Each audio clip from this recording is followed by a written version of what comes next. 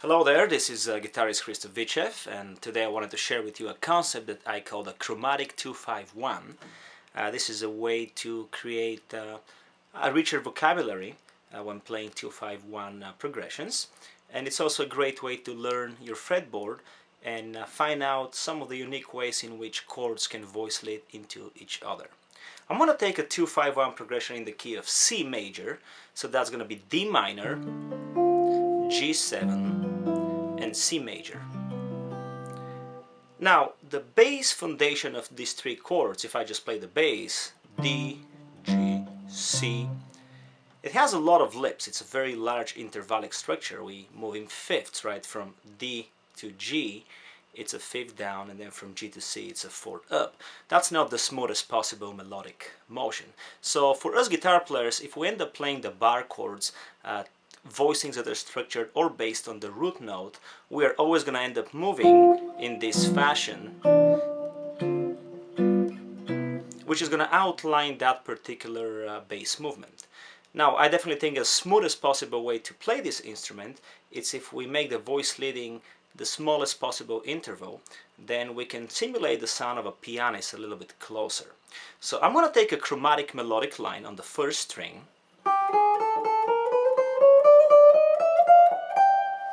and I'm going to use that as the foundation for which I voice those chords, those three chords, D minor, G7 and C major. Now if I take these three notes, D minor 7 is going to get the G note, G7 is going to get the A flat or G sharp, and C major is going to get the A natural. Now all these three notes can be part of those chords. G is the 11th of D minor, A flat is the flat 9 of G, and A is the 13th or 6th of C. So if I find out voicings that I know from my own vocal chordal library, or voicings that I can check out in a book or find out online that have those notes, I can definitely invert them and be able to play this particular sequence of three notes as the highest note. I'm going to start a concept with very basic voicings, but I'm going to show you how you can use your own vocabulary to really expand on your vocal and voicing vocabulary, and also create some new and unique voicings that you might have not played before. I'm going to start with basic drop 2 voicings to illustrate a point. If I harmonize the 11th of D minor, I'm going to use this shape. I'm playing F, C, E and G. F is the flat 3rd of D, C is the flat 7th, E is the 9th, G is the 11th. So that's going to be my D minor voicing. When I get to the A flat, I'm going to play this voicing. That's a G7, 13 flat 9. I have the F or flat 7th of the chord, B is the 3rd, E is the 13th, A flat is the flat 9. Also a drop 2 voicing. And for C, I usually like to play this. That has an F sharp, a B, an E and an A, respectively the sharp 11 or flat 5, the 7, the 3rd and the 13th of the chord. So my 2-5-1 would be D minor, G7 and C major.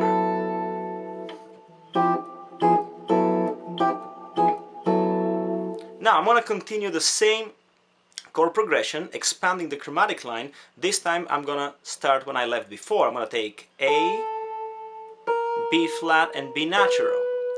A is going to be the melody note of the D minor chord, B flat or A sharp is going to be the melody of the G7 chord, and B natural is going to be the melody of the C major chord. All these notes work in the harmony. A is the 5th of D, A sharp or B flat is the sharp 9 of G7, and B is the 7th of C. So the way I can voice this, very simple, D minor, G7 outer and C major. Those are all drop 2 chords. I'm voicing this D minor as an F major 7, which is the relative major of D minor, and I'm getting F, which is a flat 3, C as a flat 7, E as the 9th and A as the 5th. For the G7, another drop 2 voicing, I'm voicing it as an F, B, E flat or D sharp and my B flat. Now respectively flat 7, 3rd, sharp 5 or flat 13 and sharp 9. Then for the C major, the most basic drop 2 voicing, just chord tones. I'm gonna have G, C, E, and B. Respectively, that's the 5th, the root, the 3rd, and the 7th. So I have now.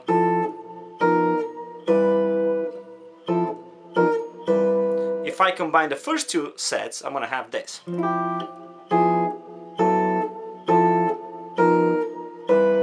So I'm climbing up the neck in the smallest possible movement, which is half steps, still recycling that 2-5-1 progression. Now the next chromatic placement, I'm going to start from C, C sharp and D.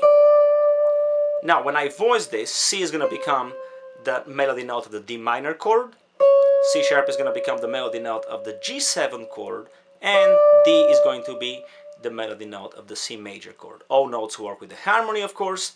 C is the flat 7 of D minor, C sharp or D flat is the flat 5 or sharp 11th of G, and D is the 9th of C major. Now again, I'm going to continue using the relative major. I'm going to voice an F major chord, which sounds like a D minor 9th. I'm playing A, E, F, and C. Respectively in the D minor harmony, this is going to be the 5th, the 9th, the flat 3, and the flat 7. Then for the G7 with C sharp on top, I'm playing this voicing. You can bar it or you can use individual fingers. This is also a drop 2 voicing. I'm playing B, F, A, C sharp, respectively 3rd, flat 7th, 9th, and sharp 11th. So I have 2 chord, dominant chord, and for the C major, I'm playing C, D, G, and another D. That's a C major add 9. So root, 9th, 5th, and 9th. So I have 2, 5, 1.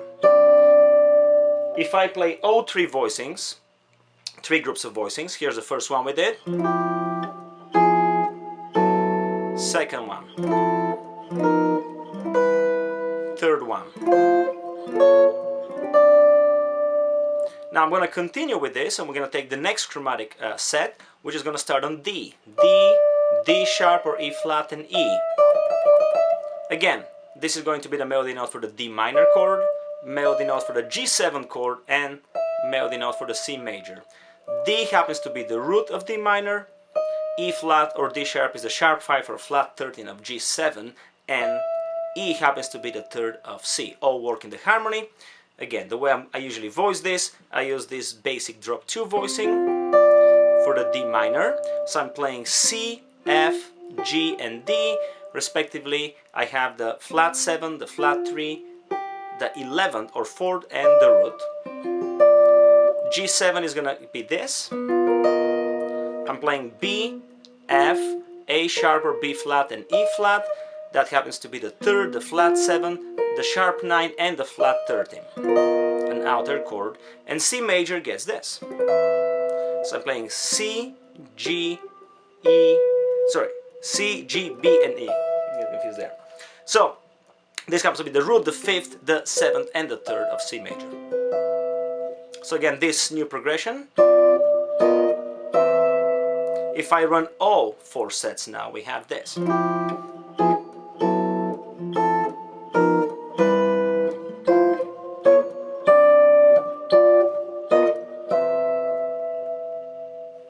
So we finished here with this C major. The last chromatic set I'm going to take is going to be E, then I'm going to have F and F sharp. Again, in the harmony, E is going to be the melody note of the D minor chord. This is the 9th of D. F is the melody note of the G7 chord, which happens to be its flat 7th. And F sharp is going to be the melody note of the C major 7 chord, which is the sharp 11th in the harmony. Again, very basic way to voice D minor with the 9th in the melody. I'm playing D, then I'm playing F, then C, and then E. Respectively, root, flat 3, flat 7, and 9. For the G7, I'm going to play a basic dominant 7 flat 9 chord. So I'm playing D, A flat, B and F respectively. That's the 5th, the flat 9, the 3rd and the flat 7 of the harmony. And for C major 7 sharp 11, this is a great voicing. I'm playing E, G, A, F sharp. In the harmony, this becomes the 3rd, the 5th, the 6th or 13th and sharp 11. So that last set, we're gonna have this. And if I go one more note higher, I'm gonna end up at the very same note I started, which is G. So now I've covered the same progression, 2, 5, 1, in a bunch of different sets that connect the fretboard in half steps.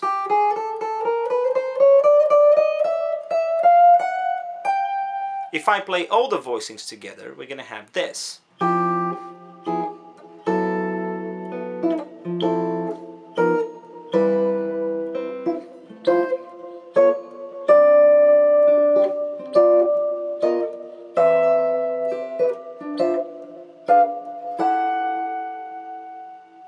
Right now, once we know all the voicings, all the subsets, we can combine them in any way, shape or form that you prefer. So in other words, I can play this D minor, then jump to this D minor and this D minor, then resolve to the closest 5, move the 5s around and resolve to the closest 1. So I have more complex progressions, but at any one point I know exactly where in the sequence, on the chromatic sequence, I am in, right? So it's a very easy way to navigate the fretboard, as I have a kind of a roadmap on every chromatic increment, every half step. So again, I can take this 2, move to this 2, and then move to this 2, resolve to the closest 5, maybe move down a 5, and resolve to the closest 1, and then move the 1.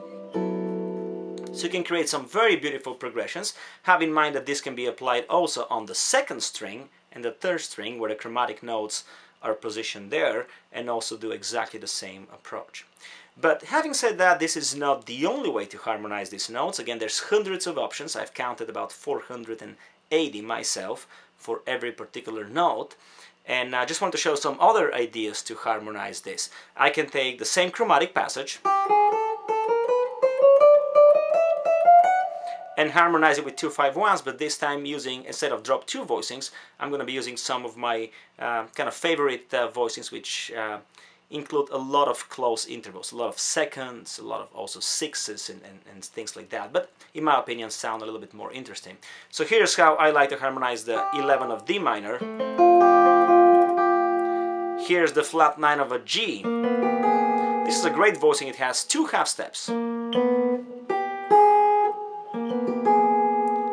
And then here's C major. So I can do the same thing with it initially. Now it can be harmonized, right? Then the next set with it, we harmonize like this. Now the same, this is the 5th, the sharp 9 and the 7th in our progression. I can harmonize this way, which in my opinion is slightly more interesting. So if I use the new sets,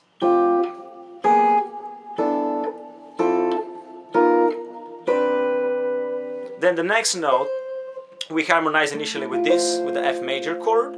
Well, now I can do this. Slightly different set. Here's my other option for the sharp 11 of a dominant 7th chord, and then here's another option for the 9th of a major. So I have another progression. Then for the root, maybe something like this. Then I can use the same voicing here, and then maybe something for the 3rd, like this. So again, there's ideas, right? I can continue going like this.